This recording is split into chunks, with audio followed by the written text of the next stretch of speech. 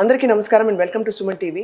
చెవులు, ముక్కు, గొంతు కలిపితే ఈఎన్టీ అందరికీ తెలిసిన విషయం.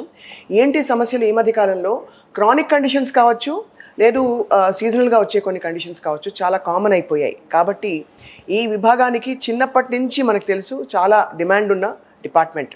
కానీ ఈ రంగంలో 26 సంవత్సరాల ప్రయాణంలో బహుశా 10-15 లక్షల మంది పేషెంట్లని నయం చేశారంటే అది మామూలు విషయం కాదు.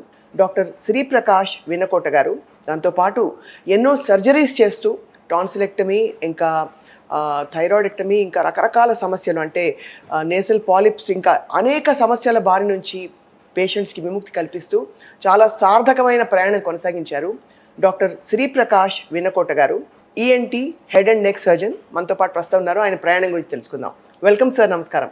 నమస్తే స్వప్న గారు. అమేజింగ్. మీకు ఉండే 15 లక్షల మంది, బహుశా నేను తక్కువ చెప్పానేమో అనిపిస్తుంది, ఇంకా ఎక్కువ లక్షల మంది ఉండుంటారు. Over 26 years maybe not only in private practice I have done so many free health camps also. So ఆ హెల్త్ క్యాంప్స్ అన్ని చూసినప్పుడు ఎగ్జాక్ట్ నెంబర్ చెప్పడం కూడా కష్టం. I'm sure. కానీ రోజుకి ఎంతమంది పేషెంట్ చూస్తారు? యూజువల్గా అబౌట్ 100 patients. రోజుకి 100 మంది పేషెంట్లని. చాలా ఆశ్చర్యం కలిగించే విషయం. ఈఎన్టీ అంటే కేవలం సీజనల్గా దగ్గులు జలుబులు వస్తాయని నేను విన్నాను. ఇంతమంది పేషెంట్లకి ఏమేమి సమస్యలతో వస్తారు డాక్టర్ శ్రీప్రకాష్ గారు? అంటే చెవి, ముక్కు, గొంతు స్పెషాలిటీ ఒక 20 years బ్యాక్, అంటే నేను పీజీ జాయిన్ అయినప్పటికి ఇప్పటికి చాలా చేంజ్ అయిపోయింది. 20 years బ్యాక్ దాదాపుగా అది బాగా అండర్ డెవలప్డ్ బ్రాంచ్ అనమాట. ఇప్పుడు ఏంటంటే టెక్నాలజీ బాగా పెరిగిపోయింది. రైట్. ఈ టెక్నాలజీలో ఏంటంటే విశేషము, మనం చెవి, ముక్కు, గొంతు 3 కూడా పైకి కనబడే పార్ట్సే, కానీ ఇంటర్నల్ స్ట్రక్చర్స్లో ప్రాబ్లం ఉన్నప్పుడు వచ్చే కండిషన్స్ని మనం డయాగ్నోసిస్ చేయాలంటే టెక్నాలజీ కావాలి. ఆ టెక్నాలజీ లాస్ట్ 20 yearsలో బాగా డెవలప్ అయిపోయింది అనమాట. Especially endoscopic sinus surgery, year microscopic surgeries. యాక్చువల్గా ఫారిన్ డెవలప్డ్ కంట్రీస్లో ఈ ఎండోస్కోపిక్ సైనస్ సర్జరీ 1970sలోనే స్టార్ట్ అయింది. బట్ ఇండియాలో పాపులరైజ్ అయింది ఆఫ్టర్ ఐటీ రెవల్యూషన్ తర్వాత, అంటే 2000 తర్వాతనే ఎక్కువ పాపులర్ అయింది. అలాగే మైక్రోస్కోపిక్ ఇయర్ సర్జరీస్ 1950s నుంచి కూడా డెవలప్డ్ కంట్రీస్లో, అంటే అమెరికా, యూరోపియన్ కంట్రీస్లో బాగా పాపులరైజ్డ్ సర్జరీస్. బట్ ఇండియాలోకి వచ్చేసరికి వెరీ ఫ్యూ సర్జన్స్ ఉండేవారు అనమాట. ఆఫ్టర్ ఐటీ రెవల్యూషన్ తర్వాత 2000 ఇయర్ తర్వాతనే ఎక్కువగా టెక్నాలజీ బాగా డెవలప్ అయింది. అందరికీ ట్రైనింగ్ ఇవ్వడం జరిగింది. Lot of work shops, conferences జరగడం వలన న్యూ బడ్డింగ్ ఈఎన్టీ సర్జన్స్ అందరూ కూడా ట్రైన్ అప్ అయ్యారు అనమాట. దీనివల్ల ఏంటంటే ఎప్పుడైతే టెక్నాలజీ అందుబాటులోకి వచ్చిందో ఈ కండిషన్స్ అన్ని, చెవి, ముక్కు, గొంతు కండిషన్స్ అన్నీ కూడా ఇంటర్నల్ స్ట్రక్చర్స్ అన్ని మనం కరెక్ట్గా డిసీజ్ ప్రాసెస్ ఎక్కడి నుంచి స్టార్ట్ అయింది, దేనివల్ల స్టార్ట్ అయింది, దానికి సరైన ట్రీట్మెంట్ ఏంటనేది అవగాహన డాక్టర్స్లో పెరిగింది. దానివల్ల పేషెంట్స్ కూడా సరైన ట్రీట్మెంట్ ఇచ్చి రిజల్ట్స్ ఓరియంటెడ్గా, అంటే క్యూరేటివ్ ట్రీట్మెంట్ చేయడానికి అవకాశం కలిగింది. చాలా అసలు అద్భుతమైన విషయం మీరు చెప్తున్నారంటే. ఈ విభాగాల్లో ఇంత డిమాండ్ ఉందని మనకు తెలియదు, అంటే ఇన్ని సమస్యలు ఇప్పుడు కొత్తగా వస్తున్నాయని చెప్పి. సో సార్, మీరు ఈ విభాగం ఎంచుకోవడానికి మీకు ఏమైనా కారణం ఉందా, ప్రేరణ ఉందా, లేదు ఇదా అదా అని చెప్తే ఏదో ఒకటి ఛాన్స్ తీసుకున్నారా మీరు? యాక్చువల్గా very nice question for me. అదేంటంటే మీరు కూడా ఆశ్చర్యపోతారు, నేను ఎందుకు ఏంటి డిపార్ట్మెంట్ తీసుకున్నానంటే, నేను పీజీలో ఉన్నప్పుడు డెసిషన్ తీసుకున్నాను. నేను అంటే ఫిజికల్గా ఎండి జనరల్ మెడిసిన్, అంటే జనరల్ మెడిసిన్ వైపు ప్రయాణం చేసినప్పుడు మనం సర్జరీస్ చేయడానికి కుదరదు. సో జనరల్ సర్జరీ ఈఎన్టీ వైపు ప్రయాణం చేసినప్పుడేమో మనం సర్జరీస్ చేయడానికి వస్తుంది. సో ఆ టైంలో మనం పీజీ ఎంట్రన్స్ రాసేటప్పుడు మనం ఫైనల్గా డెసిషన్ తీసుకోవాలి ఆ టైంలో.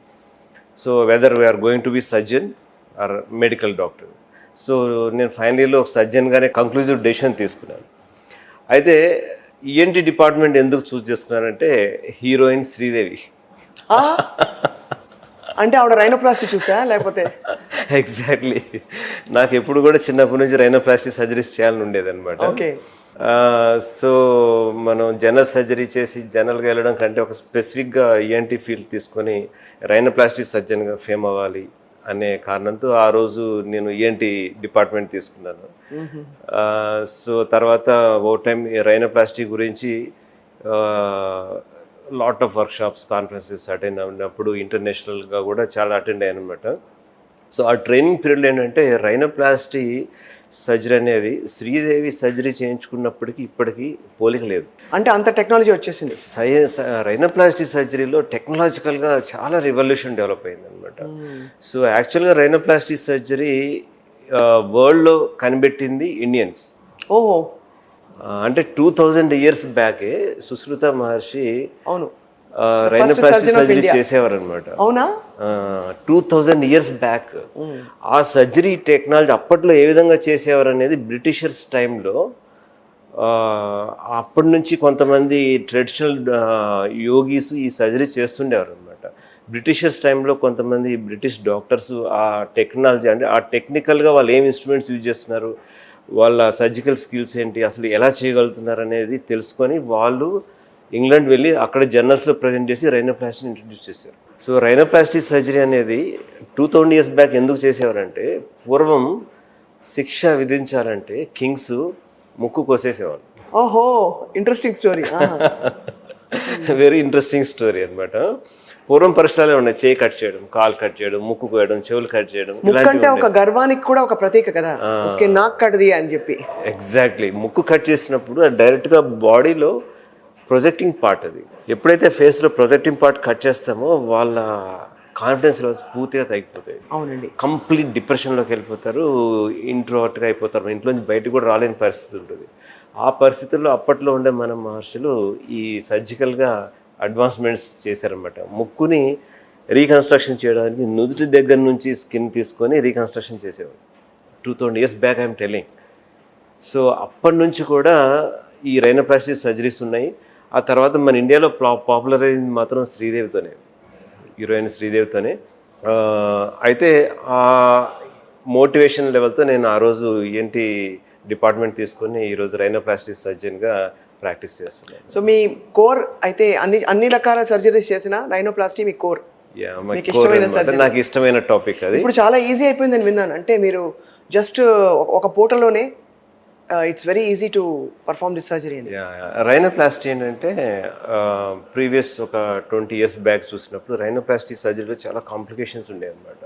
సో మనం అనుకున్న షేప్ రాకపోవడము, కొన్ని చోట్ల డిప్రెషన్స్ రావడం, అంటే కార్టిలేజెస్ మెత్తడి బోన్స్ ఉంటాయి కదా, అవి పూర్తిగా మన కంట్రోల్ ఉండదు.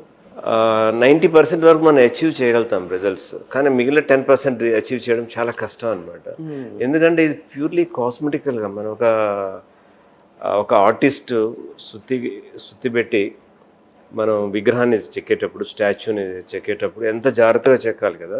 చిన్న మిస్టేక్ చేస్తే ఆ రాయంతా వేస్ట్ అయిపోతుంది. మళ్ళీ again he has to build up from scratch.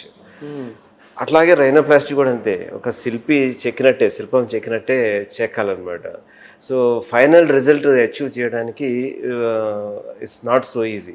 So 20 years back సర్జరీకి ఇప్పుడు సర్జరీకి over years all over the world కూడా ఎంతోమంది rhinoplasty surgeons new techniques develop చేస్తూ రైనోప్లాస్టీని చాలా అడ్వాన్స్ లెవెల్కి తీసుకొని వెళ్ళారు అనమాట. ఇప్పుడు ఏంటంటే ఆల్మోస్ట్ మనం 100% కాకపోయినా కూడా మోర్ దెన్ 90%, 90 to 95% వరకు మనం అపియరెన్స్ని మనం ఏదైతే రావాలనుకుంటున్నాం అపియరెన్స్ని తీసుకురాగలిగినంత సర్జికల్ టెక్నిక్స్ డెవలప్ అయినాయి అన్నమాట. ఇప్పుడు ఎన్ని సర్జరీస్, ఎంతమంది ముక్కులు కోసారు సార్ మీరు? అంటే ముక్కులో 2 రకాలుగా ఉన్నాయండి. ఒకటేమో రైనోప్లాస్టీ ఈస్థెటిక్ పర్పస్. ఈస్థెటిక్ అంటే మన కాస్మెటికల్గా నైస్గా మన ఫేస్కి తగ్గట్టుగా షార్ప్గా రావాలి, ఈ బోన్ ఏదైతే ఉందో దానికి చిన్న చేయాలి అవన్నీ. అవును, ఎస్. అలాగే ఇంటర్నల్గా సైనస్ ప్రాబ్లం కూడా ఉంటుంది, ఎండోస్కోపిక్ సైనస్ సర్జరీ అంటారు. సో కొంతమందికి 2 ఉంటాయి అనమాట. కాస్మెటికల్లీ డిఫార్మిటీ ఉంటుంది, ముక్కు వంకర ఉండడము, లేకపోతే లావుగా ఉండడం, సన్నగా ఉండడము, చిన్నగా ఉండడం, పెద్దగా ఉండడము, ఇలా డిఫరెంట్ డిఫార్మిటీస్ ఉంటాయి అనమాట. కొంతమంది కంప్లీట్ క్రూకెడ్ నోస్ ఉంటాయి, సెప్టమ్ డీవియేషన్ ఉంటుంది లోపల. ఇవి ఎక్స్టర్నల్ థింగ్స్. ఈ ఎక్స్టర్నల్ థింగ్స్ అనేవి కూడా స్కిన్ కింద ఉండే బోనీ ఫ్రేమ్ వర్క్లో ఉండే లోపాల వలన వస్తుంది అనమాట. కొంతమందికి ఏంటి ఇంటర్నల్గా సైనస్ స్ట్రక్చరల్ ప్రాబ్లమ్స్ ఉంటాయి. వాళ్ళకి నోస్ బ్లాక్ ఉండడము, తలనొప్పి రావడము, ఫ్లమ్ రావడము, రికరెంట్ స్నీజెస్, పోస్ట్ నాజల్ ముక్కు నుంచి నోట్లోకి వెనక్కి ఫ్లమ్ రావడము, ఇలాంటి కంప్లైంట్స్తో ఉంటారు వాళ్ళు. సో ఆ 2 కూడా ఎట్ ఎ టైం సరి చేయొచ్చు అనమాట. చాలామందికి తెలియని విషయం ఏంటంటే దీన్ని ఫంక్షనల్ రైనోప్లాస్టీ అంటాం. అంటే కాస్మెటికల్గా అపియరెన్స్ మనం ఏ విధంగా సరి చేయగలుగుతాము, ఇంటర్నల్గా సైనస్ సర్జరీ కూడా ఎట్ ఎ టైం సింగిల్ సిట్టింగ్లో చేసి 2 ప్రాబ్లమ్స్ని సాల్వ్ చేయొచ్చు. చాలా సో ఓవర్ టైంలో ఓవర్ 26 yearsలో మేబీ థౌజండ్స్ ఆఫ్ సర్జరీస్ చేసి ఉంటాం. ఇంకా చాలా బాగుంది సార్. డాక్టర్ శ్రీప్రకాష్ గారు, మీరు సాల్వ్ చేసిన కేసెస్ అంటే మీరు ట్రీట్ చేసిన వాళ్ళలో most critical or your claim to fame, it need not be emergency అని కాదు, బట్ తప్పకుండా వాళ్ళకి చాలా మార్పు వచ్చింది మీరు చేసిన సర్జరీ వల్ల అనే ఒక కేసు చెప్పండి. 2007లో కాక్లియర్ ఇంప్లాంట్ సర్జరీ స్టార్ట్ చేశాను అనమాట. 2007లో అప్పుడే నేను యుఎస్ నుంచి వచ్చాను, హౌసర్ ఇన్స్టిట్యూట్ నుంచి train in cochlear implant surgeon. ఆ టైంలో I was the only non American ENT surgeon train by Cochlear Americas అనమాట. స్పెషల్ ట్రైనింగ్ ఇవ్వడం జరిగింది. సో ఆ తర్వాత ఇక్కడికి రాగానే కాక్లియర్ ఇంప్లాంట్ ప్రోగ్రామ్ స్టార్ట్ చేయాలి. అంటే before Aarogyasri I'm telling about this. Before Aarogyasri YS Rajasekhara రెడ్డిగా స్టార్ట్ చేయడానికంటే ముందు నేను ఇక్కడ కాక్లియర్ ఇంప్లాంట్ ప్రోగ్రామ్ స్టార్ట్ చేశాను. ఆ టైంలో first case it self most difficult case అనమాట. కాక్లియర్ ఇంప్లాంట్ సర్జరీ అంటే ఏంటంటే చెవి లోపల వినికిడి లోపం ఉన్న వాళ్ళకి, పుట్టుకతో వినికిడి లోపం ఉన్న వాళ్ళకి, ఫంక్షనల్ కదా ఆర్గానికల్ కదా హియరింగ్ నర్వ్ కాక్లియర్ అంటారు, starting part of the hearing nerve అనమాట. సో అది పాడైపోతుంది. అది వాళ్ళకి పుట్టుకతోనే చెవిడు మోగ వస్తుంది. ఎప్పుడైతే పుట్టుకతో చెవిడు మోగ వస్తుందో అంటే పుట్టుకతో వినబడడం లేకపోతే మాట కూడా రాదు వాళ్ళకి, మోగ అయిపోతారు. హియరింగ్ ఇంపేర్డ్ చిల్డ్రన్ అంటారు, కంజెంటల్ హియరింగ్ ఇంపేర్డ్ చిల్డ్రన్. వాళ్ళలో కొన్ని కండిషన్స్లో ఆ కాక్లియా బాగా అబ్నార్మల్గా ట్విస్ట్ అయిపోయి ఉంటుంది అనమాట, పూర్తిగా డెవలప్ కాదు. అటువంటి కండిషన్స్లో ఆ ఇంప్లాంట్ సర్జరీ చేయడం అనేది very difficult. First case faced is with Mondini deformity cochlear implant చేయాల్సి వచ్చిందనమాట. So that is very challenging surgery. On that day I could complete that surgery. Patient was having very satisfactory hearing results. So that is wonderful surgery అనమాట. First surgery cochlear implant Mondini deformity complicated case deal చేయడం అనేది it's really wonderful. అదే. So ఏ కండిషన్లో వాళ్ళు వచ్చి how happy they must have felt after the surgery? Maybe around 5-6 years ఏజ్లో వచ్చారు. అప్పటికే స్పీచ్ వాళ్ళకి ఇంకా డెవలప్ కాలేదు. 5-6 years కాబట్టి వాళ్ళకి పూర్తిగా మనలాగా స్పీచ్ రాదు. అందుకని 3 years లోపుగా సర్జరీ చేయించుకోవాలి. ఐడియల్గా 5 years తర్వాత ఇంకా స్పీచ్ డెవలప్ అవుతుంది అనమాట. ఎందుకంటే బ్రెయిన్లో స్పీచ్ సెంటర్ డెవలప్ అవుతుంది.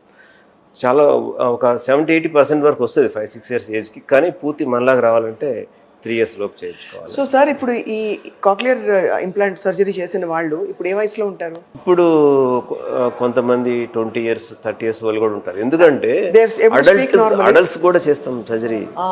కొంతమందికి పెద్దవాళ్ళకి కూడా అంటే 60-70 years అనే కాదు, 30-40 years యంగ్ పీపుల్ కూడా సడన్గా 2 చెవులు వినికి నరాలు దెబ్బతింటాయి. వాళ్ళకి కంప్లీట్ వినికిడిపోయినప్పుడు అంటే మోర్ దెన్ 90% లాస్ ఉన్నప్పుడు that only solution is cochlear implant surgery. So youngest అంటే 2 years ఏజ్లో చేశాను అనమాట, యంగెస్ట్ చైల్డ్. ఎల్డెస్ట్ అంటేనేమో 65 years ఎల్డర్ పర్సన్ కూడా చేశాను. అసలు అన్బిలీవబుల్గా ఉంది. నేను అన్నది సార్, మీరు 5 years 6 years అప్పుడు వచ్చి చేసిన ఈ కేసు మీరు అన్నారు కదా ఒక క్రిటికల్ కేసు, వాళ్ళకి ఎంత వయసు ఉంటుంది ఇప్పుడు అని? 20 years. సో అప్పుడు వాళ్ళకి మాటలు వచ్చాయా అని అడుగుతున్నా. బికాస్ లేట్ అయ్యాక చాలా వరకు but not as normal as others as we speak. So అది మెయిన్ థింగ్ అన్నమాట, మన సుమన్ టీవీ వ్యూవర్స్ కి తెలియాల్సింది, అది తెలుసుకోవాల్సింది. ఇలాంటి సర్జరీ చేయించేటప్పుడు కాక్లియర్ ఇంప్లాంట్ 3 సంవత్సరాల లోపు అయితే స్పీచ్ సెంటర్ డెవలప్ అవడానికి మనకేం స్పేస్ ఇస్తున్నాం, లేకపోతే తర్వాత చేయొచ్చు కానీ చాలా స్పీచ్ థెరపీ అండర్గో అయ్యి అవన్నీ చేయాల్సి ఉంటుంది కదా సార్. ఎంత చేసినా కూడా 5 years దాటిన తర్వాత స్పీచ్ పూర్తిగా రాదనమాట, చాలా క్రిటికల్గా ఉంటుంది బ్రెయిన్లో. ఎందుకంటే న్యూరల్ ప్లాస్టిసిటీ అంటారు, అంటే బ్రెయిన్లో టిష్యూ డెవలప్ అవ్వాలంటే పుట్టిన తర్వాత ఐడియల్గా అప్ టు 3 years వరకే డెవలప్ అవుతుంది. రైట్. ఫస్ట్ 1 year లోపు బెస్ట్, 3 years వరకు కూడా ఐడియలే గుడ్. 3 to 5 years వచ్చేసరికి ఆ కెపాసిటీ తగ్గిపోతుంది అనమాట.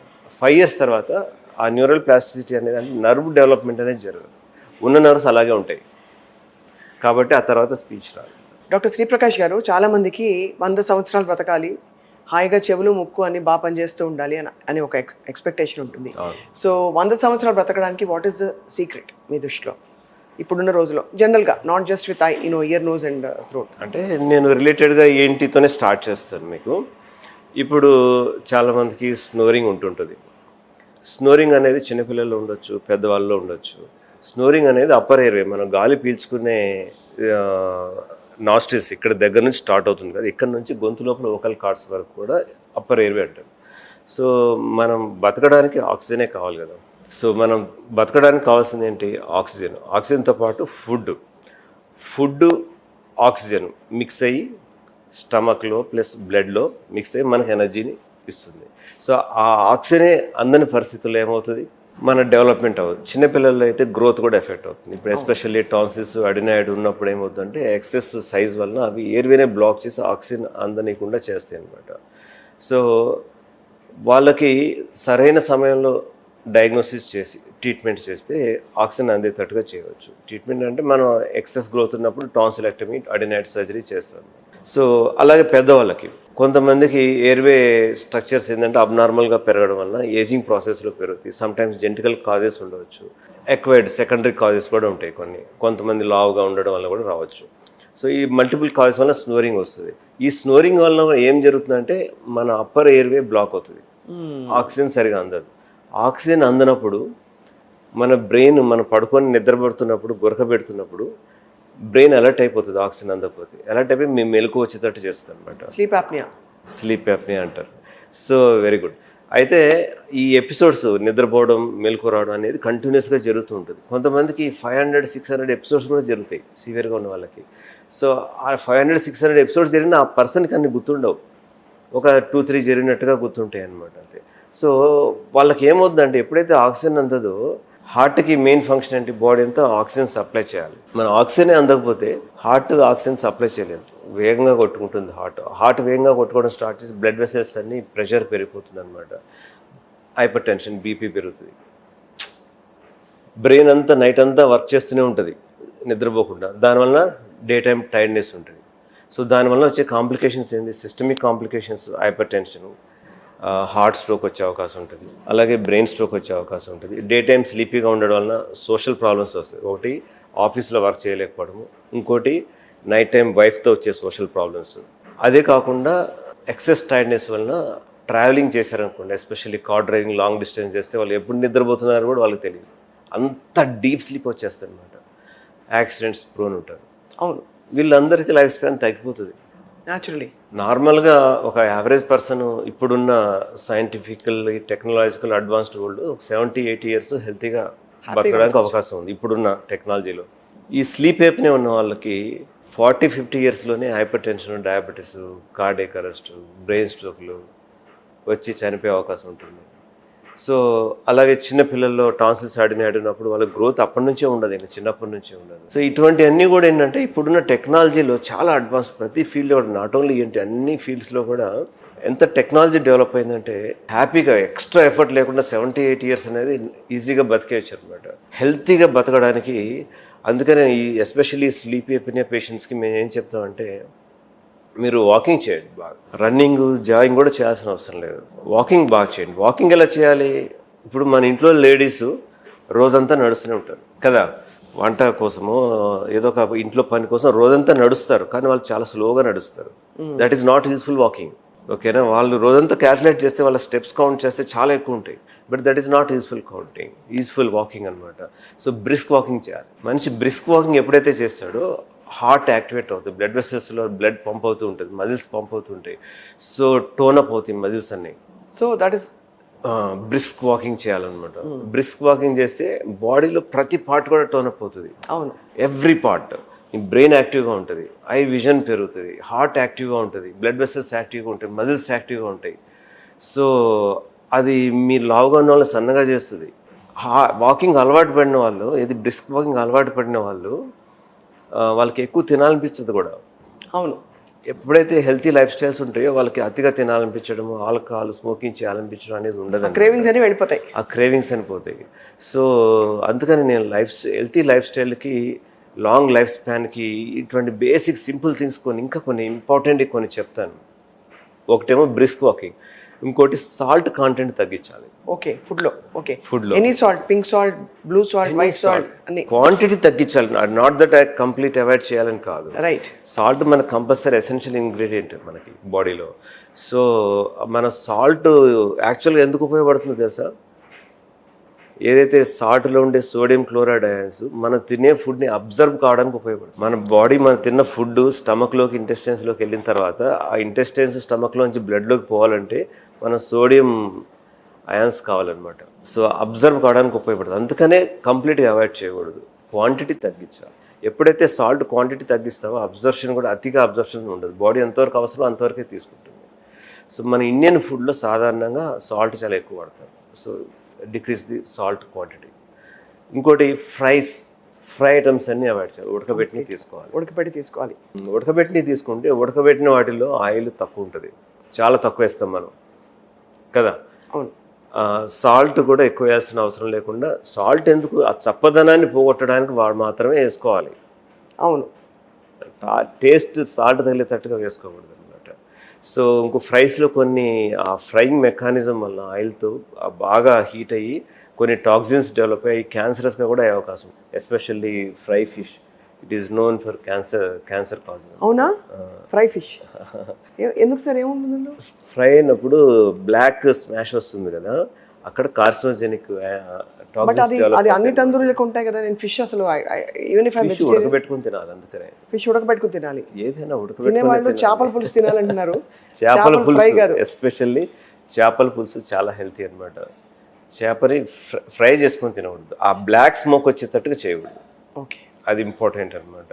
అర్థమైంది సార్. ఈ సింపుల్ మెకానిజమ్స్ నేనేం చెప్పాను, సాల్ట్ తగ్గించండి, బ్రిస్క్ వాకింగ్, ఆయిల్ ఫ్రైస్ తగ్గించండి, బ్రిస్క్ వాకింగ్ చేయండి, అన్ని తినండి, రోజు అన్నీ తినండి హ్యాపీగా. ప్రతి సీజన్లో వచ్చి ఈవెన్ సమ్మర్లో మ్యాంగోస్ రోజు తినండి. బట్ ఈ సింపుల్ హెల్తీ హ్యాబిట్స్ వలన లైఫ్ స్పాన్ కూడా చాలా పెరుగుతుంది. చాలా మీరు such a treasure of knowledge you are doctor Shri Prakash గారు. అంటే నేను ఫస్ట్ టైం మిమ్మల్ని ఇంటర్వ్యూ చేస్తాను. ఐ థింక్ మీకు అన్ని విభాగాల్లో మీరు ఏంటి అని అంటున్నారు, కానీ అన్ని విభాగాల్లో అండ్ అన్ని కథల్లో కూడా పట్టుంది మీకు, పురాణాల్లో, వాటిల్లో, మన చరిత్రలో కూడా.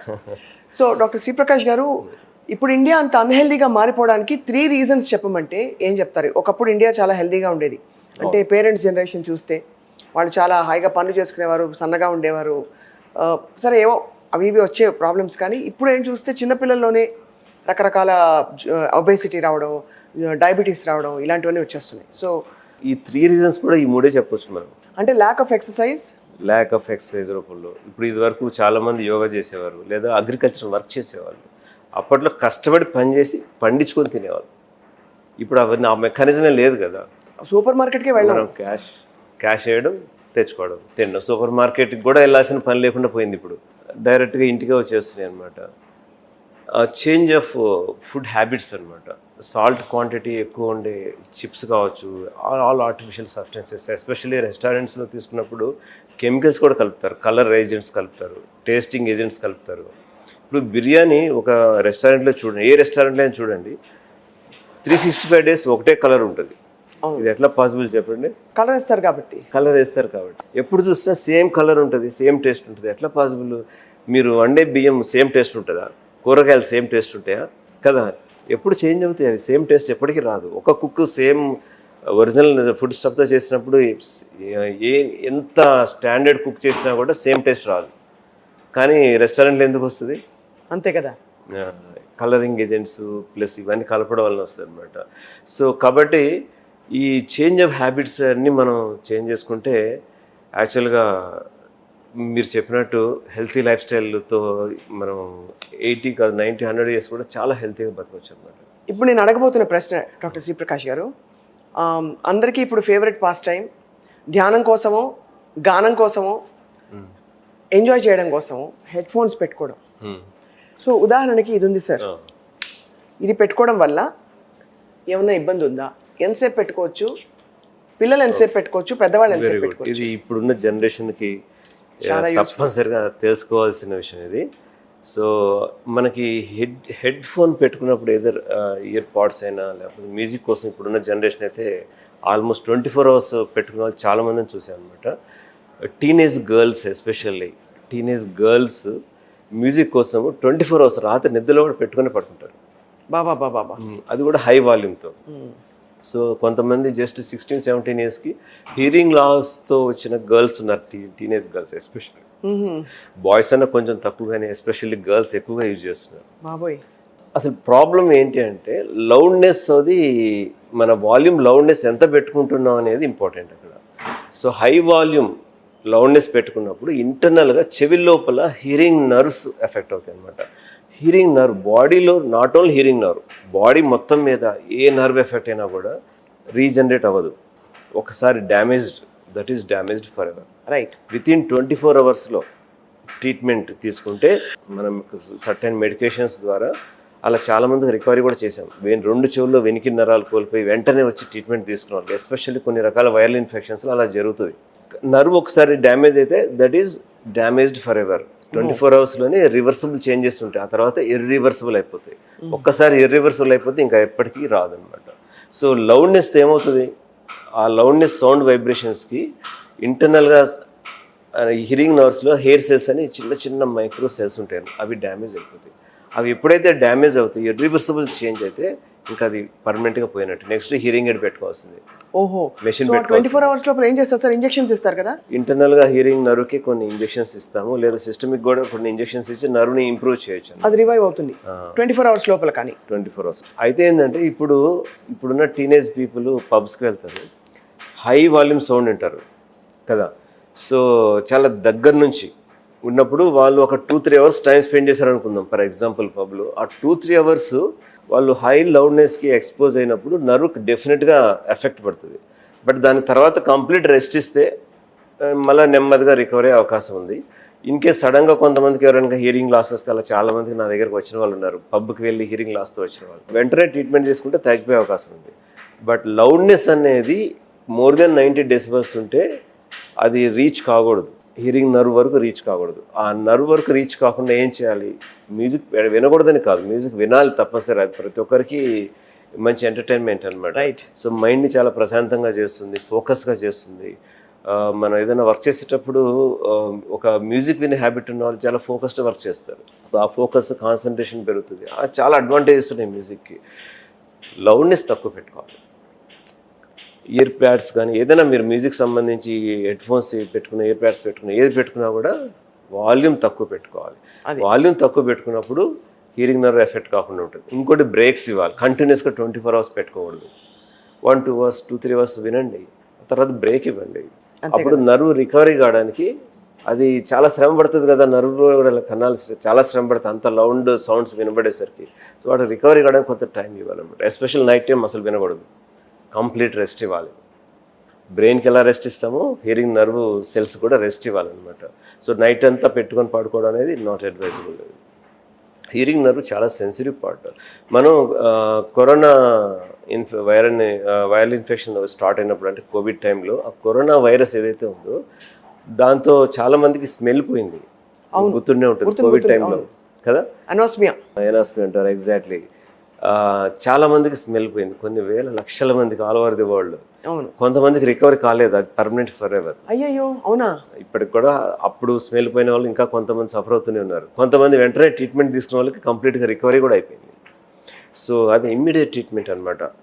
సిమిలర్ వైరసే ఇక్కడ కూడా చెవి లోపల కొంతమందికి నర్వ్స్ ఎఫెక్ట్ అయ్యి కొన్ని వైరల్ ఇన్ఫెక్షన్స్ వల్ల హియరింగ్ పోతుంది. సో వాళ్ళు కూడా అదే ఇమ్మీడియట్గా ట్రీట్మెంట్ తీసుకోవాలి. రైట్. ఇమ్మీడియట్గా ట్రీట్మెంట్ తీసుకుంటే వాళ్ళకి కంప్లీట్ రికవరీ అవుతుంది అనమాట. ఇప్పుడు దీనికి ఏమైనా తేడా ఉందండి? ఇప్పుడు ఇవి చెవి లోపల పెట్టుకునేవి, ఇది కొంచెం బయట పెట్టుకునేవి, which is safer if your టు? మీరు వినాలి ఒక 2-3 గంటలు మ్యూజిక్ అంటే ఏం వింటారు? రెండు వినొచ్చు. యాక్చువల్గా థింగ్ ఏంటంటే ఇందాక నేను చెప్పినట్టు లౌడ్నెస్, అదే ఆ వాల్యూమ్ ఇంటర్నల్ హియరింగ్ నర్వ్స్కి రీచ్ అవ్వడానికి మీరు ఎంత వాల్యూమ్ పెట్టుకున్నారు అనేది ఇంపార్టెంట్. చెవి లోపల పెట్టుకున్నప్పుడు కొంచెం తక్కువే పెట్టుకోవాలి వాల్యూమ్, ఇంకా కొంచెం జాగ్రత్త పడాలి. పైకి ఇలా పెట్టుకున్నప్పుడు హెడ్ సెట్స్ కొంచెం వాల్యూమ్ పెంచుకోవచ్చు. ఇంకా కొన్ని రకాల సెట్స్ ఉన్నాయన్నమాట, అవి కంప్లీట్ ఇయర్ కెనాల్ బ్లాక్ చేయకుండా బయట సౌండ్స్ కూడా వినబడేటట్టుగా పార్షియల్గా ఉంటాయి. మనకని నాయిస్ క్యాన్సిలేషన్ కావాలి కదండి ఇప్పుడు. అది దాంట్లో ఏంటంటే మ్యూజిక్ ఎక్కువ ఎంజాయ్ చేయలేమని ఎక్కువ వాడరు. Even that type of sets also available in the market. Doctor Sriprakash గారు, what is your daily routine like? మీరు ఆరోగ్యంగా ఉండడానికి ఏం చేస్తారు, ఏం తింటారు? అంటే నేను హెల్తీగా ఎక్సర్సైజ్ చేస్తాను, 3 times మీల్, అది కాకుండా what do you actually eat to keep your self healthy? అందరికీ కొన్ని గో టు ఫుడ్స్ ఉంటాయి కదా అట్లా. అవును, యాక్చువల్గా నేను మార్నింగ్ 6 to 7 యోగా చేస్తాను, రెగ్యులర్ యోగా. అంటే ఫిజికల్ యోగా. యోగా అంటే ఓన్లీ ప్రాణాయామం కాదు, ప్రాణాయామం కూడా part of that yoga. Physical yoga చేయాలి. అందరికీ నేను చెప్పే అడ్వైజ్ ఏంటంటే, యోగా అంటే చాలామంది చూశాను కూడా, ఇప్పటికి కూడా చాలామంది మన కమ్యూనిటీస్లో, గేటెడ్ కమ్యూనిటీస్లో ఎస్పెషల్లీ లేడీస్ కూడా యోగాకి వెళ్తారు. అక్కడ వెళ్ళి టైంపాస్ చేసి వస్తారు, యాక్షన్ చేస్తారు, చేసినట్టుగా కొన్ని యాక్షన్ చేసి వచ్చేస్తారు. అయితే కదా రియల్గా చేయాలి ఫిజికల్ యోగా. చేసినప్పుడు బాడీలో ఏంటంటే యోగాలో 2 రకాలుగా ఉంటాయి. ఒకటి మజిల్ స్ట్రెంథనింగ్కి, ఇంకోటి స్ట్రెచింగ్ రిలాక్సేషన్కి అనమాట. మజిల్ రిలాక్సేషన్, జాయింట్స్ రిలాక్సేషన్కి. సో ఎక్కువ మంది ఈ మజిల్ రిలాక్సేషన్, జాయింట్ రిలాక్సేషన్ కొన్ని చేసినట్టుగా చేసి నటిస్తారు ఎక్కువ మంది యోగాలో. దానివల్ల వాళ్ళకి రిజల్ట్ రాదు. రియల్గా బోత్ చేయాలి. జాయింట్స్, మజిల్స్ స్ట్రెచింగ్, రిలాక్సేషన్ ఎంత అవసరమో మజిల్ స్ట్రెంథనింగ్ యోగా ఉంటాయి అన్నమాట, యోగాసనాలు ఉంటాయి, అవి కూడా చేయాలి. చేసినప్పుడు బాడీ అంతా టోన్ అప్ అవుతుంది. అది చాలా మార్నింగ్ నేను 1 hour చేస్తాను. తర్వాత నార్మల్ డైట్ అందరూ ఏం తింటారు, నేను కూడా అది తింటాను. ఇడ్లీ సాంబార్, ప్రతిరోజు ఇడ్లీ తింటాను, సాంబారు, చట్నీ అయితే ఇంకా ఎక్కువ వేసుకొని తింటాను నేను. వేరుశనగ పప్పుతో చేసిన చట్నీ ఉంటుంది కదా ఇడ్లీకి, సో అన్నీ తింటాను. చికెన్ బిర్యానీ కానీ ఏదైనా సరే అన్నీ తింటాను. ఈవెన్ మ్యాంగోస్ ఈ సమ్మర్లో రోజుకు 2-3 తింటున్నాను. బట్ మ్యాంగోస్ ఈ సీజన్ కాబట్టి 2-3 తింటున్నాం కానీ, బట్ ఇట్స్ నాట్ ఆల్వేస్ అతిగా తినడం అనేది ఉంటుంది. Right, quantity is limited. ఓకేనా, అతిగా తిన్నాను. ఇప్పుడు చికెన్ బిర్యానీ అంటే జనరల్గా ఒక packet single biryani that is over అయిపోతుంది ప్రతి సింగిల్ పర్సన్కి. సో అంత ఫుల్ క్వాంటిటీ నేను తీసుకోను. సో అన్ని తింటాను కానీ లిమిటెడ్ క్వాంటిటీ, ప్లస్ యోగా అనమాట. Yoga is your secret. Salt అనేది క్వాంటిటీ నేను ఎప్పుడు చాలా తక్కువగా యూజ్ చేస్తాను. ఇందాక నేను చెప్పిన సింపుల్ టెక్నిక్సే కానీ క్వైట్ ఎఫెక్టివ్. ఎప్పుడైనా నాకు మంచి మూడ్ లేదు అంటే నైట్ టైం వాకింగ్ చేస్తాను అనమాట. నిద్ర రావట్లేదు లేదా ఏదైనా ప్రాబ్లం ఉంది, నేనేం చేస్తానంటే 1 hour వాకింగ్ చేస్తాను ఆ టైంలో వితౌట్ షూస్. వాకింగ్ నేల మీద చేస్తాను అనమాట. సో ఎప్పుడైతే మీరు భూమికి టచ్ అవుతారో మీ మైండ్ బ్రెయిన్ మొత్తం యాక్టివేట్ అయిపోతుంది. మీ డిప్రెషను అవన్నీ పోతే, కాన్ఫిడెన్స్ వస్తుంది, మంచి థాట్స్ వస్తాయి. You will be on ground అనమాట. సో ఈ కాస్మిక్ ఎనర్జీ అనేది మనకి పైకి ఇదని చెప్పలేము కానీ ఆ కాస్మిక్ ఎనర్జీలోకి వెళ్తామండి. మీరు చేసే సాధన సార్, నేను ఊరికే ముఖస్థుతికి చెప్పట్లేదు, మీ శాంతంలోనే కనిపిస్తుంది. The way you're calm and composed and the way you're explaining sir with patiently. మీరు ఎంత ఆధ్యాత్మిక సాధనలో కూడా ఉన్నారో క్లియర్గా అర్థమైపోతుంది. సో ఐ థింక్ చాలా మంచి మంచి టిప్స్ ఇచ్చారు ఇవాళ. ఒకటి బ్రిస్క్ వాక్, ఉప్పు తగ్గించడం, ఫ్రైడ్ ఫుడ్స్, చార్డ్ ఫుడ్స్ అయితే కంప్లీట్గా అవాయిడ్ చేయడం, అలాగే యోగా ఎక్కువగా చేయడం, బ్యాలెన్స్డ్ లైఫ్ స్టైల్ ఉండడం, ఏది అతిగా కాకుండా వాల్యూమ్ కరెక్ట్గా పెట్టుకోవడం, సకాలంలో వైద్యుడిని సంప్రదించడం. Secrets to healthy happy life. న్యాచురల్గా అందరూ హెల్తీగా ఉంటారు, మంచి అంటే బతికినంత కాలం జబ్బులు లేకుండా బతుకుతారు. అంతే కదా సార్. ఏజింగ్ ప్రాసెస్లో వచ్చేదాన్ని ఎవరు ఆపలేము. అది 70 years అయినా 80, కొంతమందికి 70 yearsకే కావచ్చు, కొంతమందికి 90-100 years కావచ్చు. అది ఎవరు ఆపలేరు. కానీ బతికినంత కాలం హెల్తీగా బతకాలంటే ఇవన్నీ చేయాలి. చాలా బాగుంది డాక్టర్ శ్రీప్రకాష్ వెన్నకోట గారు. మీ అనుమతితో ఎప్పటికప్పుడు మా టీంతో మేము వచ్చి మిమ్మల్ని సంప్రదించి సుమన్ టీవీ వ్యూవర్స్కి ప్రాపర్ క్రెడిబుల్ ఇన్ఫర్మేషన్, చాలామంది తెలుసో తెలియకో తప్పులు చేసేస్తూ ఉంటాం, టూ మచ్ ఇన్ఫర్మేషన్ వల్ల కావచ్చు, లేదు డాక్టర్ దగ్గరికి వెళ్ళకపోవడం వల్ల. So we will be consulting you from time to time to know more about ENT and head and neck surgeries. Thank you Swapna garu. Suman TV ప్రేక్షకులకి అపోలో ENT ఇన్స్టిట్యూట్ తరఫున కొన్ని ENT ఎంత అడ్వాన్స్డ్ అనేది ఇప్పుడు కొన్ని కండిషన్స్ మాట్లాడుకున్నాం. మనం స్నోరింగ్ గురించి మాట్లాడాము, అలాగే కాక్లియర్ ఇంప్లాంట్స్ గురించి మాట్లాడాము, ఇంకా రైనోప్లాస్టీ ముక్కు కాస్మిక్ సర్జరీస్ గురించి మాట్లాడాము, టాన్సిల్స్ అడినాయిడ్ గురించి మాట్లాడాము, ఇంకా థైరాయిడ్ గ్లాండ్ సర్జరీస్ చేయడం జరుగుతుంది, అలాగే parotid gland surgeries, skull base surgeries. ఇవన్నీ కూడా తల మెడకు సంబంధించి ఐస్, డెంటల్, బ్రెయిన్ కాకుండా మిగతా అన్ని రకాల పార్ట్స్లో ఉండే అన్ని రకాల జబ్బులకి అపోలో ENT ఇన్స్టిట్యూట్ నెంబర్ 1 అనమాట ఇండియాలోనే, ఎస్పెషల్లీ ఫైనాన్షియల్ డిస్ట్రిక్ట్.